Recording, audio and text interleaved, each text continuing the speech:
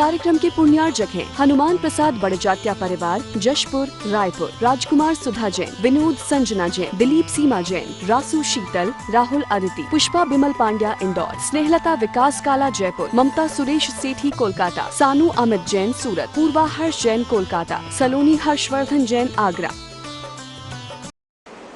नमो अरिहन्ताणं नमो सिद्धाणं नमो आयर्याणं नमो वज्रायाणं नमो लोये साहूनम। पंच परमेष्टि भगवान की जय। आचार्य श्री गुरुवर कुंद कुंद महाराज की जय। आचार्य श्री गुरुवर विद्यासागर महाराज की जय। परम पूज्य निर्यापक श्रमण मुनि श्री सुधा सागर जी महाराज की जय। आदेश जैन ताला वाले सागर गुरुवर नमोस्तु। महाराज जी, इनकी जिज्ञासा है कि गतिबंध तो पुण्य पाप के उदय से होता है, गतिबंध तो पुण्य पाप के उदय से होता है, तो आयुबंध किसके कारण होता है? दोनों पुण्य पाप के उदय से होते हैं। पाप और पुण्य के उदय से ना तो गतिबंध होता है और ना आयुबंध होता है। पुण्य के उदय में भी नरक गति का बंध होता है। पुण्य के उदय, रावण आदि जितने भी जीव थे इनके बड़े पुण्य के उदय थे, क्योंकि पुण्य के उदय में वह किसी भी आयु का बंध कर। पाप कर्म के उदय में देवायु का बंध होता है। कितने पाप कर्म का उदय था? नकुल और सहदेव का, सुकमाल का। इतना पाप कर्म का उदय, श्याली लौच लौच कर खा रही है, अग्नि के आभूषण पहनाए जा रहे हैं। तीव्र असाता कर्म का उदय था, अशुभ कर्मों का, और सर्वार सिद्धि की आयु का बंध हुआ। गति में भी यही है। महान संकट के उदय में, महान अशुभ कर्म के उदय में जो शुभ आयु का बंध कर लेता है। कर्म का उदय ना तो गतिबंध में कारण है ना आयुबंध में कारण है। गति और आयुबंध जो हैं ये सब परिणामों के आश्रित है, लेस्या के आश्रित है। आयुबंध तो 100% लेस्या के ही अधीन होता है। गतिबंध जो है निरंतर बंध, कोई ना कोई गति बनती रहती है, तो जो परिणाम रहते हैं उन परिणामों में गति और आयु का बंध होता है। शुभ अशुभ के उदय से इसका कोई संबंध ही नहीं है। अब स्वर्गों का देखो, देवायु का उदय है, स्वर्ग में देवायु का उदय, पुण्य का उदय, सब तरफ से पुण्य का उदय है, और त्रियंच गति का बंद कर रहा है, एक इंद्री में जा रहा है। पुण्य का उदय है अभी, और मर करके एक इंद्री में जा रहा है। नारद की देखो, तीव्र पाप कर्म का उदय है, तीव्र पाप कर्म, संपूर्ण असाता कर्म का उदय, सारे अशुभ कर्मों का उदय है, और मनुष्य गति का बंद कर रहा है। तीव्र अशुभ कर्म के उदय में यहां आके तीर्थंकर बनेगा तो पुण्यायु का बंद कर रहा है। त्रियंश जो पुण्यायु है, मनुष्य जो पुण्यायु है, तो ऐसे लेना चाहिए।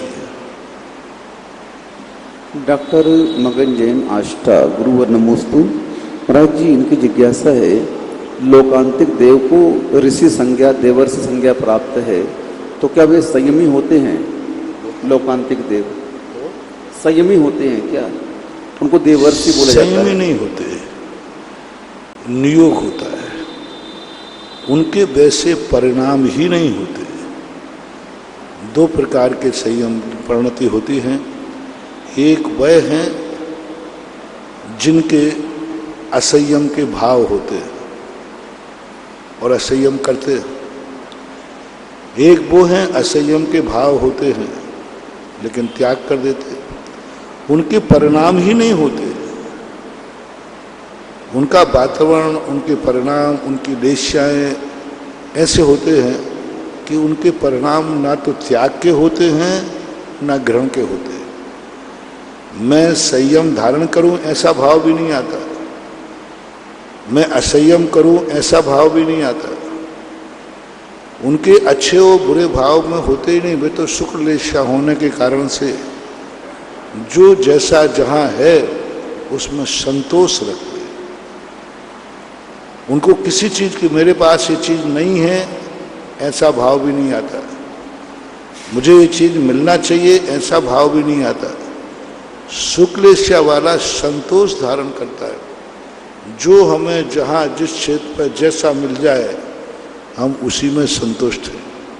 शुक्लेशा वालों का उदाहरण है, उसको भूख लगती है तो उदाहरण दिया वृक्ष पे कि वो कहता है अलग अलग लेशा वाले, कृष्णलेशा कहता है कि इस पेड़ को काट दो, अन्य लेशा वाले डालियों को काटते, पद्मलेशा वाले के चढ़ करके पके पके आम तोड़ लो, और शुक्लेशा वाला कहता है क्यों चढ़ते हो, क्यों तोड़ते हो, जब आम अपने आप जो छोड़ दिए हैं नीचे पड़े हैं इन्हीं को उठा के खा लो ना,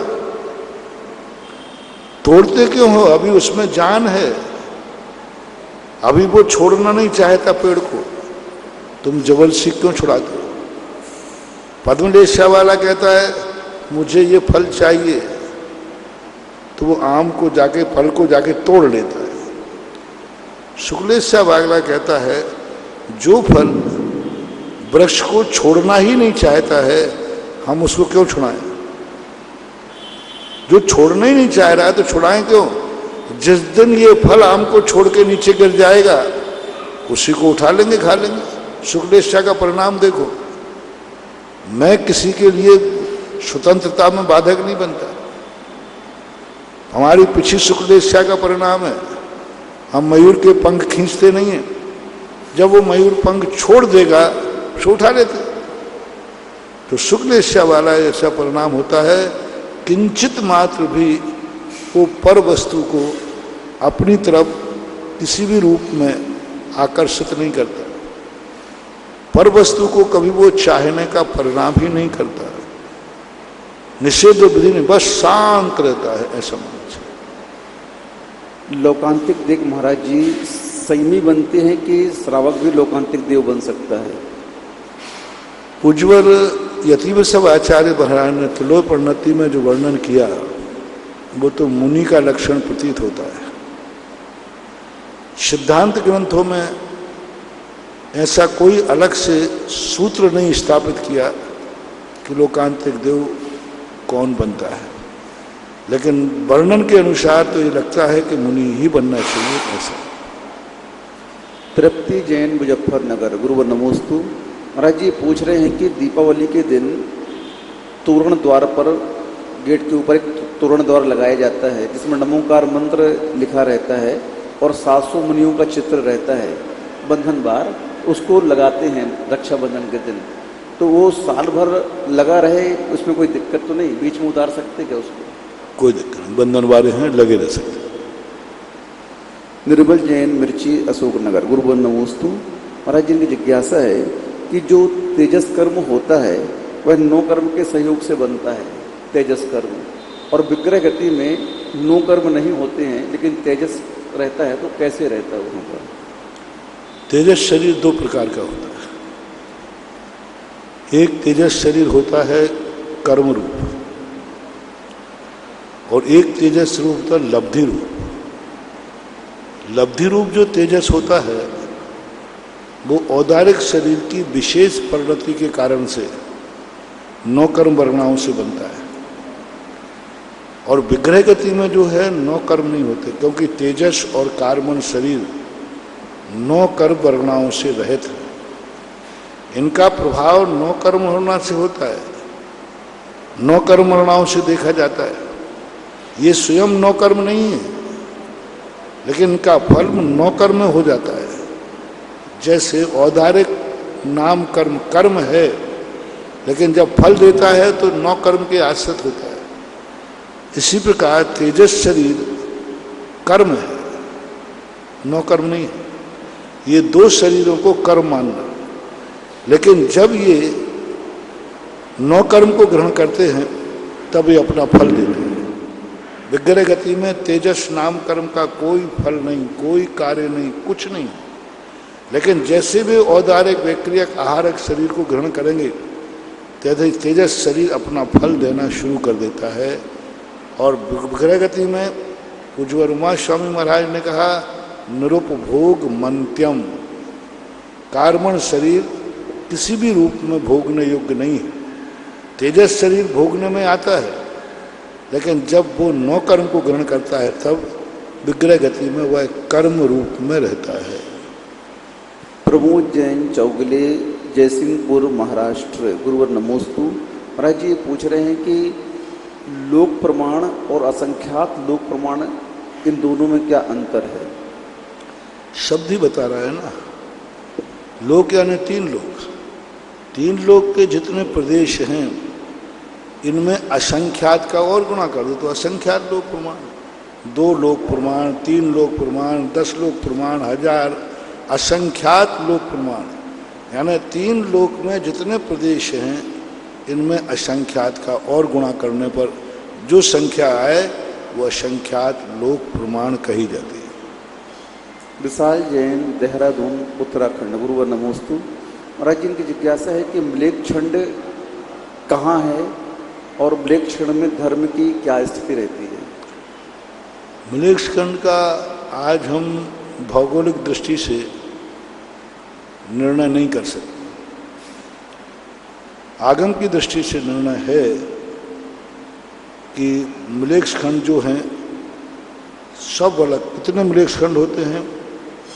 170 खंड हैं इस कर्म भूमि के। 160 विधेय हैं जिनमें 6 खंड होते। तो 160 में और 5 भरत और 5 ऐरावत, इनमें 5-5 है। तो 170 में आप 5 का गुणा कर दीजिए, हैं 850 मलेच्छ खंड होते हैं। क्योंकि 170 तीर्थंकर, 170 चक्रवर्ती, 170 नारायण प्रति नारायण आदि ये होते हैं। और हर क्षेत्र में, विधेय क्षेत्र में भी 5 मलेच्छ खंड, 1 ऐरावत, 1 आर्य खंड होता है। तो 850 तो मलेच्छ खंड हैं।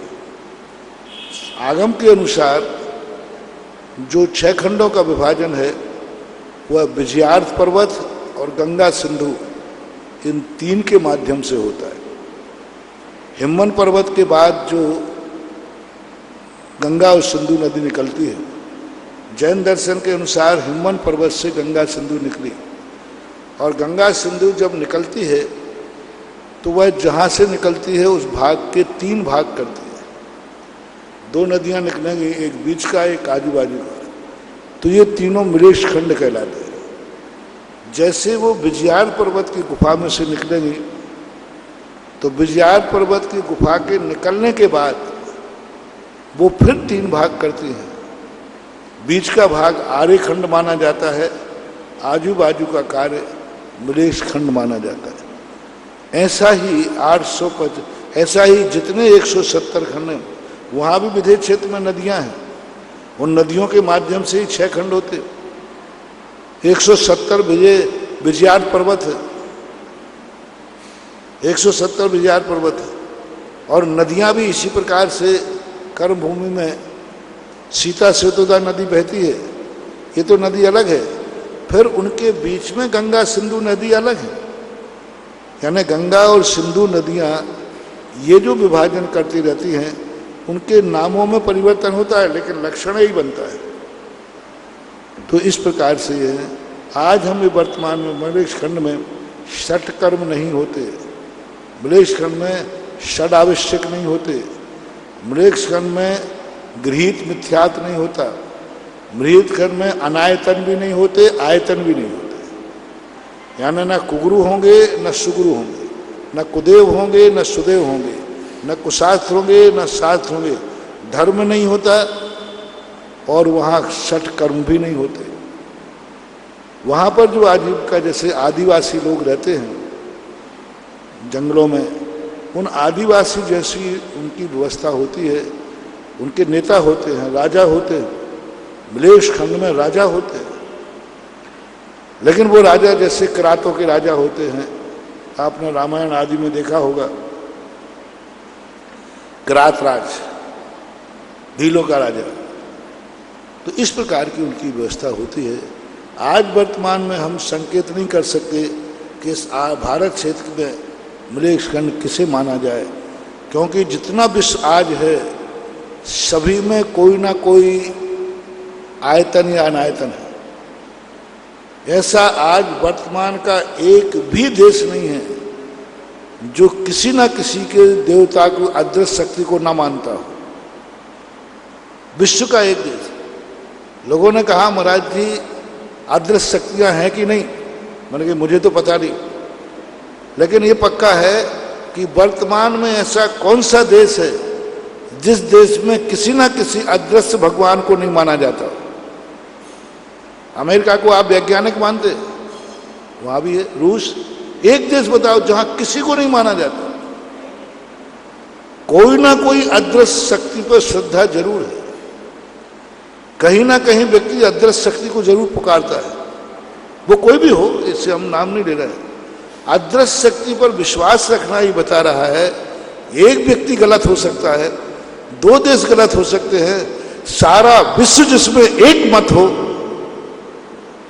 वैज्ञानिकों को हमने खोजा, जितने वैज्ञानिक हुए ये किसी ना किसी के प्रति आस्था रखते थे।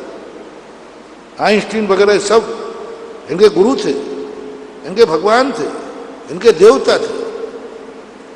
एक भी विज्ञान बताओ जो किसी को नहीं मानता। सारे विज्ञानों का कोई ना कोई आस्था का स्तंभ था। तो इससे सिद्ध होता है कि आस्तिक तो सब है। और जब जो वही व्यक्ति चाहे सुदेव को कुदेव को किसी को माने, लगता है उसे मलेक्ष खंड नहीं कह सकते। मलेक्ष खंड में तो आस्था नाम की कोई चीज, अदृश्य शक्ति वहां पर कोई प्रभावकारी नहीं होती। और आज तो हमने सारे विश्व के संबंध में मलेक्ष खंडों की जो व्यवस्थाएं हैं वो मैंने देखी, पूर्णतः घटित नहीं हो रही, इसलिए हम निर्णय नहीं ले सकते हैं। निर्मला जी जैन बड़ौत, गुरुवर नमोस्तु। महाराज जी इनकी जिज्ञासा है कि श्रावक के ऊपर विपत्तियां आती हैं और उस विपत्ति को, उस असाता को दूर करने के लिए श्रावक सच्चे देवगुरु शास्त्र के सामने यह भावना करता है कि भगवान मेरे ऊपर आई विपत्तियां दूर हो जाएं, तो क्या ऐसे परिणाम करना निदान बंद के अंतर्गत आएगा क्या?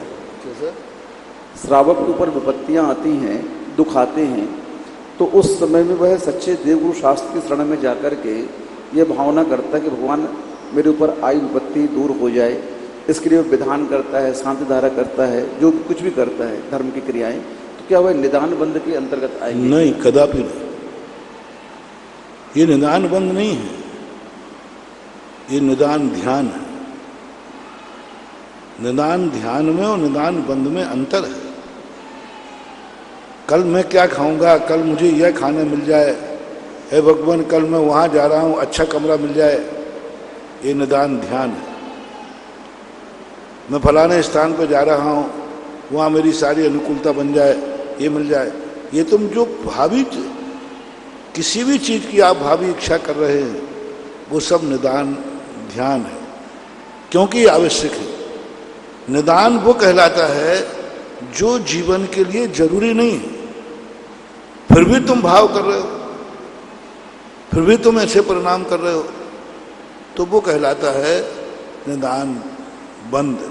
इसलिए ग्रस्त लोग भगवान के सामने धार्मिक क्रियाओं में अपनी गृहस्थी की संबंधी की पूर्ति के लिए भावना करता है, तो वह मिथ्या दृष्टि नहीं हो जाएगी। जो मैं कह रहा हूं वो स्वयंभू शक्ति उत्कृष्ट दशा की बात है। मैंने अभी ये तो नहीं कहा कि भगवान से कुछ नहीं मांगना, मैंने ये कहा कि मांगने का भाव मत करना। मैंने ये नहीं कहा कि माँ के हाथ की रोटी मत खाना, मैंने ये कहा खाने का भाव मत करना कि हे भगवान जब मुझे भूख लगे माँ रोटी दे देवे, भाव मत करो। भाव करने से हमारी स्वयंभू शक्ति का नाश होता है। अब लेना पड़ेगा तो मजबूरी का नाम महात्मा गांधी है, लेते ही हैं, ले रहे। आश्रित में रहो, आश्रित होना पड़े, आश्रित होने का भाव मत करो, आश्रित होना पड़े तो होंगे ही। हे भगवान मेरे जीवन में कहीं से एक बैसाखी मिल जाए, क्यों? अरे महाराज कल पैर टूट गया तो गलत हो गया, टूट जाए तो वैसा बॉकर लेना ही पड़ेगा। लेकिन तुम तो अभी पैर नहीं टूटा है तो भी कह रहा मुझे बॉकर की व्यवस्था रहे, कम से कम टूट जाए तो। भाव मत करो, जब पैर टूट जाएगा तो लेना ही पड़ेगा। तो इसलिए ऐसी कोई बात नहीं है। यही सबसे बड़ी बहुत बड़ी विडंबना, बीच में अभी लोग गृहीत मिथ्या दृष्टि हो गए थे, क्योंकि लोगों को कह दिया मंदिर में मत मांगो, ये तो बीतरागी है, यहाँ पूजा पाठ। लोगों ने ठीक है यहाँ नहीं मांग ले, लेकिन जो दे रहा है वहां तो ले लो। तो लोग सब पहुंच गए वहां, भाग गए, इतना गृहीत मिथ्या पहुंच गए, भीड़ बढ़ गया। जैन मंदिर में कोई कुछ नहीं मांगते थे, अरे यहां तो मांगना नहीं, तो बीतरागी है। लोग मिथ्या दृष्टि हो गए। जब मैंने शास्त्रों को पढ़ा, शास्त्रों में देखा ऐसा एक भी आचार्य नहीं है जिन्होंने धार्मिक क्रियाओं में सांसारिक और पारमार्थिक, अभ्युदय और निश्रेयस दोनों सुखों को प्राप्त करने की बात कही। प्रथमानुग ग्रंथों को पढ़ा, छायक समय दृष्टि भगवान से मांग रहा, भगवान संकट है संकट दूर करो, छायक समय दृष्टि की इच्छा हो रही। फिर तब से मैंने कहना शुरू किया कि भाई देखो जुआ का नंबर तो मत मानना। हे भगवान आज मैं शांति धारा करूं, कल स्मैक की व्यवस्था हो जाए, शराब की व्यवस्था हो जाए, मुझे उसका मर्डर करना है, उसमें ये सब निदान बंद में जाएगा। लेकिन अपनी जिंदगी की आवश्यकता है, अपने परिवार की चिंता, अपने बच्चों की चिंता, कौन माँ नहीं करेगी कि मेरा बच्चा का व्यापार अच्छा चल जाए? है भगवान के सामने प्रार्थना करेगी। सुलोचना का मैंने उदाहरण दिया, उसका पति युद्ध में गया, सुलोचना मंदिर में जाके प्रार्थना कर रही है अपने पति को जीतने की, सम्यक दृष्टि थी, प्रार्थना कर रही है, कोई बाधा नहीं है। बंधुओं यहां वहां मत भटको, जिंदगी की जो आवश्यक वस्तुएं हैं वो अपने धर्म के नाम पर प्राप्त करने का भाव, कोई मिथ्यात्व नहीं है, कोई दोष नहीं है। गृहस्थ की इसके बिना नहीं चलता। यहां नहीं मांगे तो कहां मांगेगा, यहां नहीं कहेगा तो कहां कहेगा। वो बात अलग है जो मैं प्रवचन में कह रहा हूं, वो उत्कृष्ट दशा की बात कर रहा हूं। उत्कृष्ट दशा है, कोई मध्यम दशा भी है कि नहीं है? तो वो उत्कृष्ट दशा की कह रहा है कि नहीं किसी से मत मांगो, भूख लगे तो, वो तो मांगना तो पड़ेगी। भाव समझो। विक्रम जैन अलवर गुरुवर नमोस्तु। महाराज जी, उनकी जिज्ञासा है कि जिस समय शुभ या अशुभ तेजस पुतला निकलता है तो उस समय किस काय योग के माध्यम से कर्म बंध और आश्रय होते हैं? जिस समय शुभ और अशुभ तेजस पुतला निकलता है उस समय उन्हें किस काय योग के माध्यम से कर्म का आश्रय और बंध होता है? तेजस पुतला औदारिक नाम करो, क्योंकि तेजस काय के साथ औदारिक काय योग का विरोध नहीं। औदारिक काय नाम कर्म का उदय रहता है। आहारक के साथ औदारिक का विरोध है, वैक्रियक के साथ औदारिक का विरोध है, लेकिन तेजस के साथ में औदारिक काय का कोई विरोध नहीं है। जिस समय उनका तेजस पुतला निकला है उस समय औदारिक नाम कर्म का उदय है। उस औदारिक नाम कर्म काय योग से वह बंद आश्रय कर रहे हैं। प्रवेश जैन डूंगरगांव छत्तीसगढ़ गुरुवर नमोस्तु। महाराज जी, जब श्रावक मंदिर जाता है तो मंदिर जाते समय उस श्रावक का परिधान क्या होना चाहिए? सामान्य श्रावक का मंदिर जाते समय बताया ना, शास्त्र के अनुसार चलो तो मंदिर में जाते समय जब अपने आवश्यक करने मंदिर में जाओ पूजन आदि के लिए, तब मंदिर में पुरुषों को धोती दुपट्टा का उल्लेख किया है और महिलाओं के लिए केसरिया वस्त्र साड़ी पहनने का और लेके सलवार कुर्ती का नहीं, शाटिका शब्द का प्रयोग किया है। आप लोगों के लिए धौत और उत्तरी शब्द का प्रयोग किया है। मंदिर का तो यूनिफॉर्म यही है, लेकिन अब जो चल रहा है तो गलत है। प्रातःकाल कम से कम सबको नहा धो करके मंदिर में धोती दुपट्टा पहन के ही जाना चाहिए। ठीक है, दोपहर में शाम को जाते हो तो बात अलग है, सुबह तो आवश्यक रूप से चप्पल जूते, धोती दुपट्टा पहनने के बाद चप्पल जूता पहनने का सवाल ही सामान्य सभी कोई मंदिर जा रहा है तो चप्पल जूते पहनना अनिवार्य है क्या? अब सामान्य रूप से तो अवशुद्ध कपड़े पहने हो, पूजा पाठ नहीं कर रहा तो गाड़ी में बैठ के जाएगा, जूते चप्पल पहन के जाएगा। बेटर है कि आप नंगे पैर जाते हैं तो आगम की परंपरा तो यही है। चक्रवर्ती धोती दुपट्टा पहनकर नंगे पैरों से भगवान के दर्शन को अपने दरवाजे से जाता था, वाहन से नहीं जाता था। रथ थे, घोड़े थे, प्यादे थे, लेकिन जब आवश्यक के लिए जाएगा तो पैदल जाएगा। भगवान के लिए जब जाओ तो पैदल जाओ तो अति उत्तम है, श्रेष्ठ है। मैं हिंद जैन पत्रकार इंदौर, गुरुवर नमोस्तु। महाराज जी पूछ रहे हैं कि स्वाध्याय को कब किस काल में करना चाहिए, किस काल में नहीं करना चाहिए श्रावक के लिए, और इसका प्रारंभ शुरुआत कहाँ से करनी चाहिए? स्वाध्याय के अलग अलग रूप हैं, अलग अलग ग्रंथ हैं। धर्मोपदेश भी स्वाध्याय है, वाचना भी स्वाध्याय है, अनुप्रेक्षा भी स्वाध्याय है। तो स्वाध्याय है। सैद्धांतिक ग्रंथों को छोड़ करके अन्य ग्रंथों को कम से कम संधि काल टाल देना चाहिए।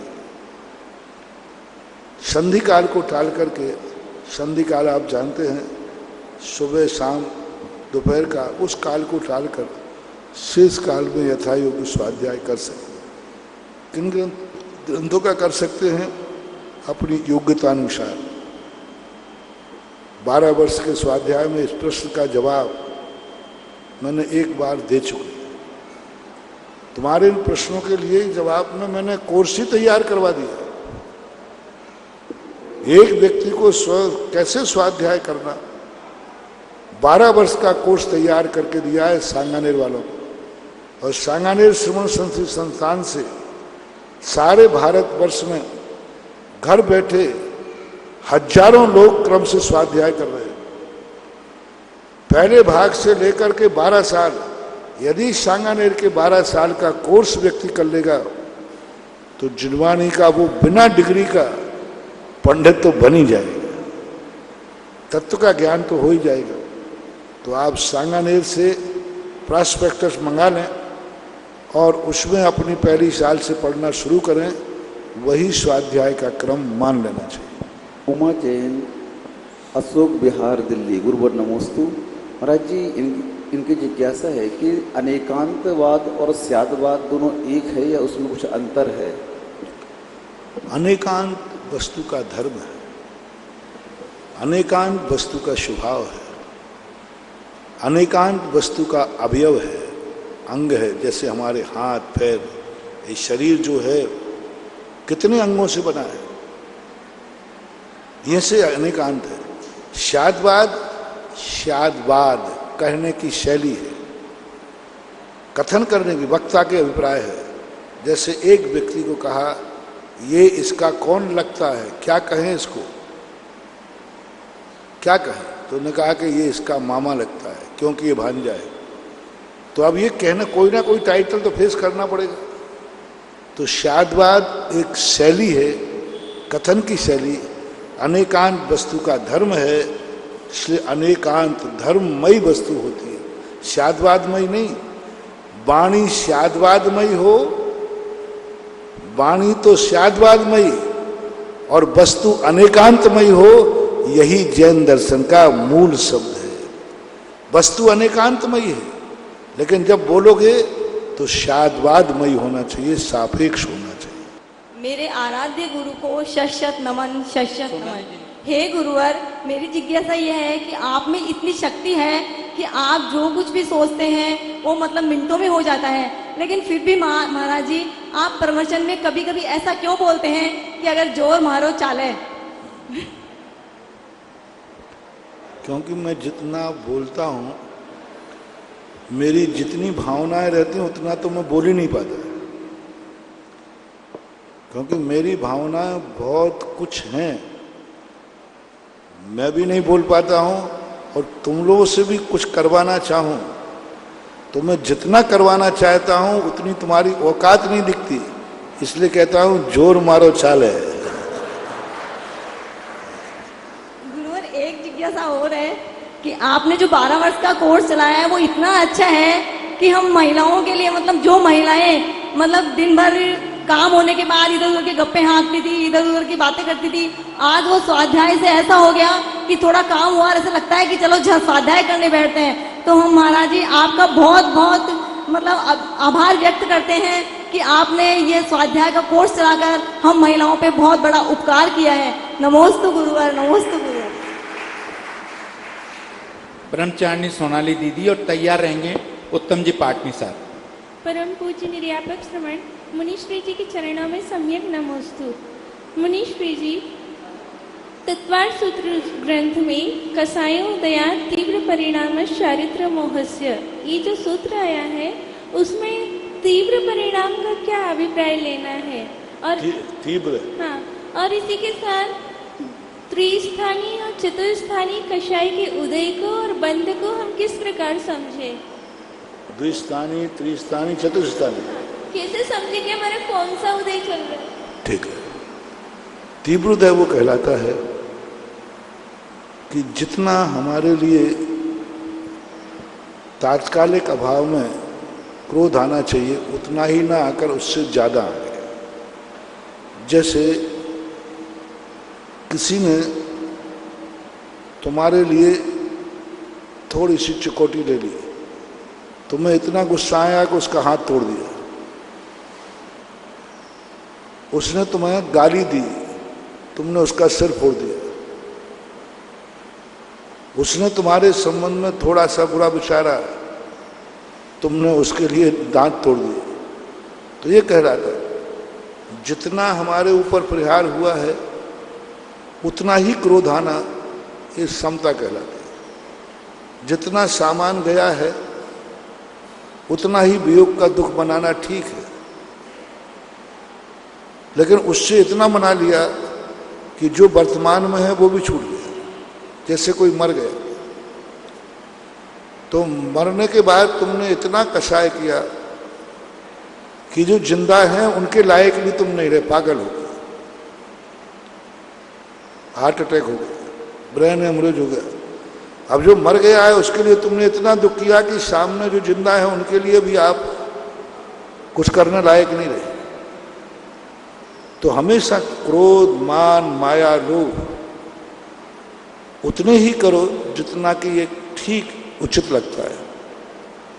तुमने इतना किया कि स्वयं का घात तो पर का घात होने लगा, अपने प्राणों का ही घात कर लिया, तो ये तीव्र कषाय कहलाती है। और तीव्र कषाय व्यक्ति प्रायः ज्यादातर करते ही रहता है।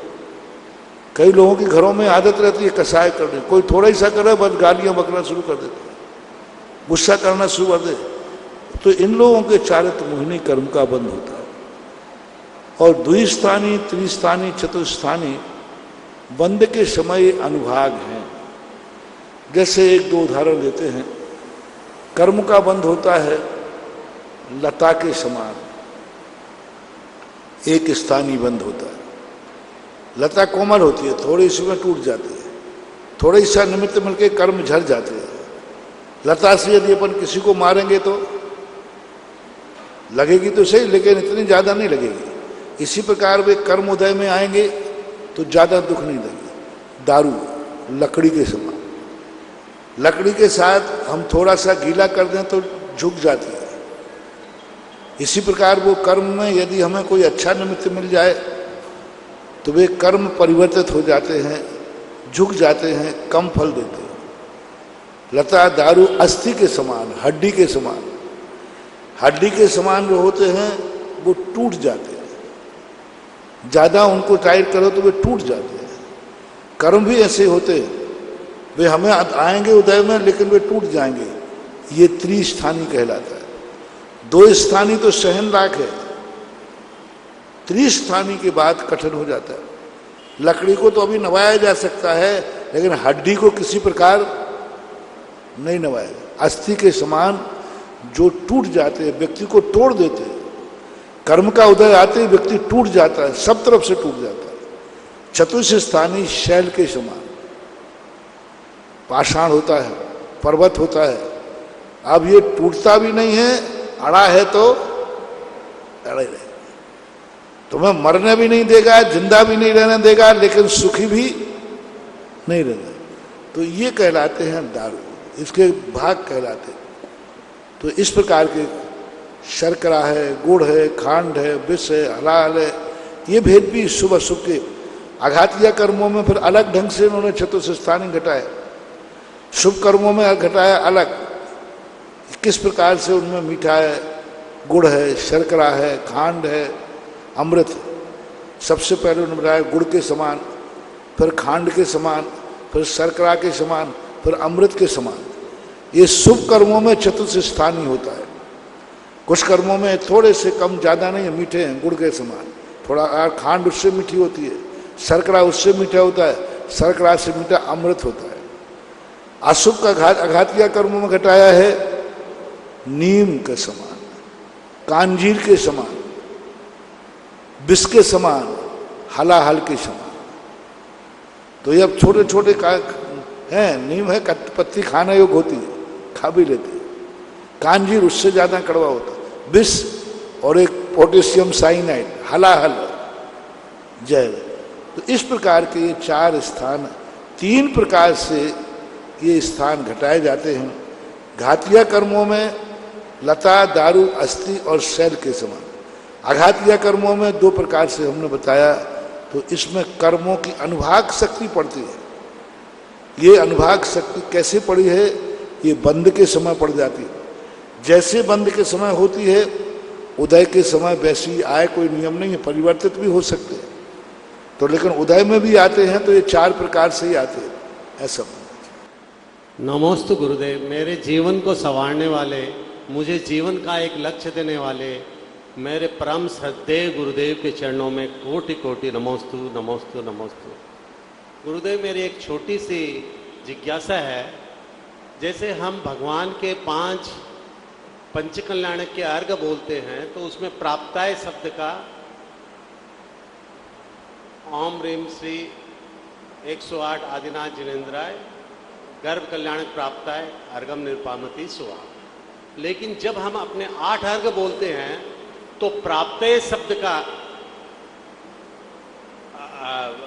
वो प्रेषित करते हैं, क्योंकि वो हमें प्राप्त करना है। लेकिन कुछ हमारे सहधर्मीगण, मेरे भाईगण, वो इस चीज को समझ नहीं पाते। वो बोलते हैं कि प्राप्ताय और प्राप्ते एक ही है।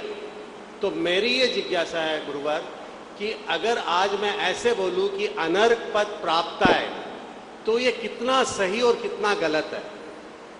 प्राप्ति के अर्थ में प्राप्तये बनता है, सही तो यही है।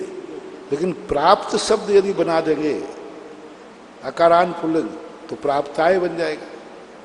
लेकिन संस्कृत में प्राप्तये शब्द ठीक है, क्योंकि अपन प्राप्ति के अर्थ में हुआ, प्राप्त का अर्थ नहीं निकालना वहां, प्राप्ति।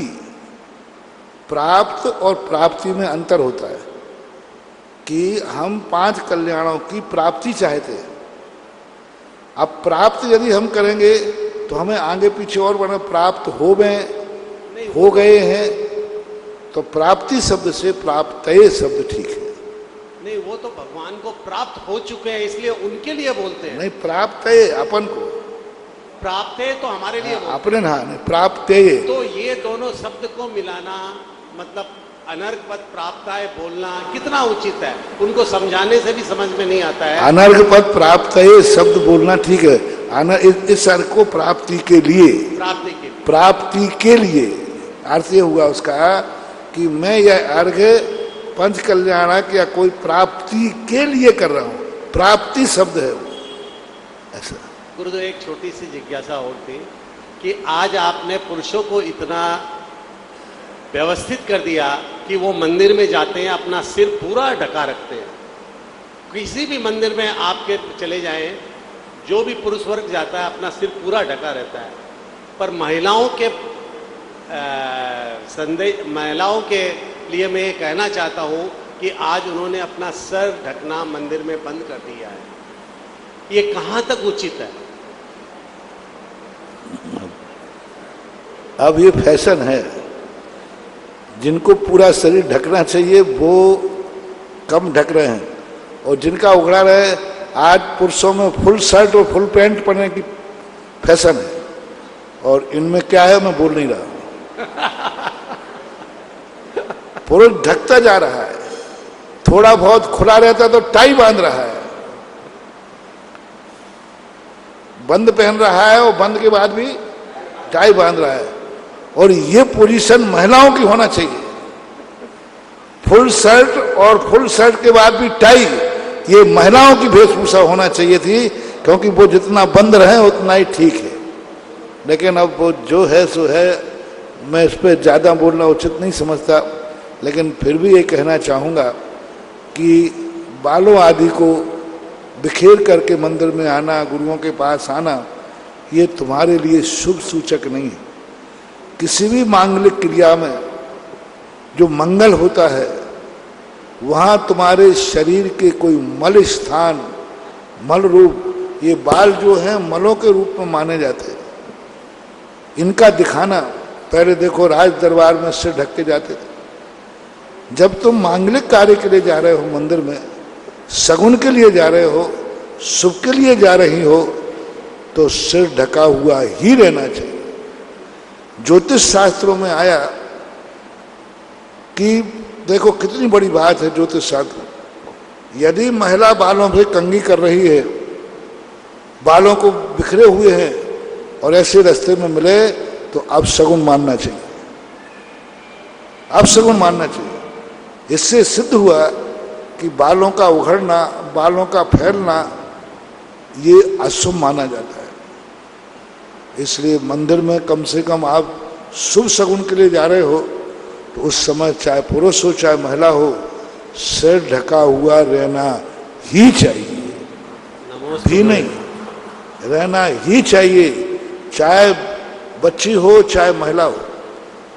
अब आजकल सलवार कुर्ती पहनने वाले, पहले तो कम से कम महिलाओं के पास दुपट्टा होता ही था, अब तो वो दुपट्टा पता नहीं कहाँ गया, दुपट्टे ही गायब हो गया।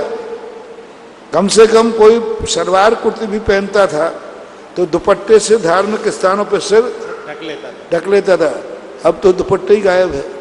अच्छे लक्षण नहीं है, शुभ लक्षण नहीं है, अब शगुन का स्वरूप। इसलिए बच्चे बच्चियों को कोई भी हो, मंदिर में जब अपन शगुन के लिए जाते हैं, अनुष्ठान के लिए जाते हैं, तो सिर ढकना चाहिए। नमोस्तु गुरुदेव, नमोस्तु गुरुदेव, नमोस्तु। महाराज जी, 6 अगस्त को मैं यहाँ चांदखेड़ी आया था। पानी लबालब भर रहा था, भरता ही जा रहा था। शाम को मैं आपके पास आया, मैंने कहा महाराज जी पानी बहुत भरता जा रहा है और